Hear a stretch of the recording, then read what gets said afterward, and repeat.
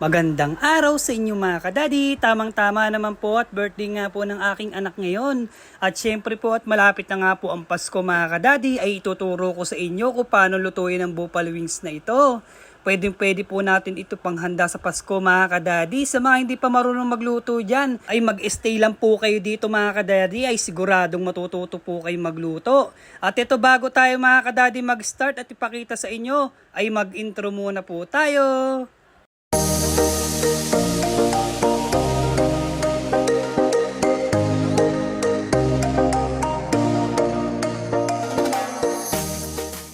Heto na nga mga kadadi, ang una ko nga pong ginawa dito ay inugasan ko nga po itong manok.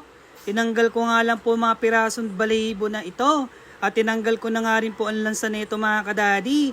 Oo nga po pala mga kadadi, sa mga hindi pa po marunong magluto dyan ay mag-stay lang po kayo dito, ay siguradong matututo po kayo. At panoodin po nyo hanggang dulo. At alam nyo mga kadadi, wag po kayong kakabahan sa pagluluto dahil nga po syempre sa una ay meron po pagkakamali. At yun nga po susunod po ay matatama nyo na rin po ang pagluluto. At ang gagamitin nga po pala natin mga kadading ingredients ay powder. 2 cup at kalahating powder ang ginamit po natin dito. At 1 kutsarang asin. At taktakan po natin ito ng paminta. At 3 itlog po ang ginamit ko po rito. Hinalo-halo ko nga lang po hanggang sa maging ganito ang itsura. Pagka ganito na mga kadadi ay maglalagay po tayo dyan ng tubig. Dahil hindi po ito didikit sa ating manok. Yan po, konti lang po muna ang ilalagay natin dyan mga kadadi. Halu-haluin lang po uli natin at lagay po natin lahat ang tubig. Pagka ganito na ang itsura mga kadadi ay pwede na po yan. At lagyan po natin ito ng kaunting bawang. Optional lang din po, kung gusto po nyo ng walang bawang ay pwede po. At ito hinalo-halo ko nga lang po ito mga kadadi. At ito na nga po, ilagay ko na nga rin po dito ang ating mga manok at ibababad nga po natin ito ng 10 minutes. Para po kumapit po ang mga ingredients na iniligay po natin dyan. Yan po mga kadadi, massage lang po natin. At ito na nga po at ibababad na nga po natin ng 10 minutes. At dito mga kadadi ay magayak po tayo ng mantika. At ito nga po mga kadadi ay mahinang apoy nga lang po muna ang ginamit ko dito. At para po hindi masunog ang ating manok. Kaunting paalala lang mga kadadi, huwag niyo pong gagayahin itong ginagawa ko. Pwede rin po kayong gumamit ng ganitong panipit. At pagka ganito na mga kadadi, balibalik ta rin lang po natin ito para po magpantay ang ating manok sa pagpiprito. At ito nga mga kadadi, golden brown na pwede na po natin itong hanguin.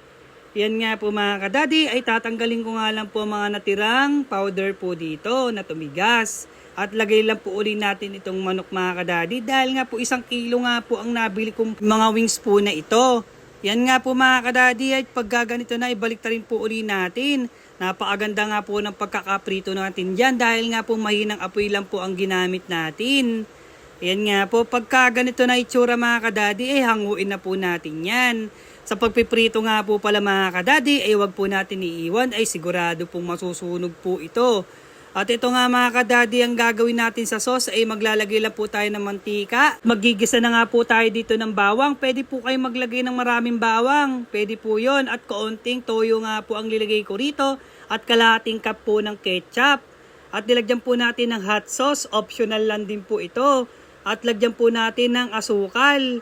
3 kutsarang asukal nga po ang ginamit ko rito. At naglagay rin po tayo ng cornstarch. At taglagay na nga po ako ng kaunti uli po rito ng toyo dahil kulang pa nga po sa kulay. Pagka ganito na nga po mga kadadi, halu-haluin lang po nyo. Baka po maging mahato dahil po may cornstarch. Lagay na po natin dito ang manok mga kadadi at halu-haluin lang po. Ganito lang po kadali magluluto mga kadadi.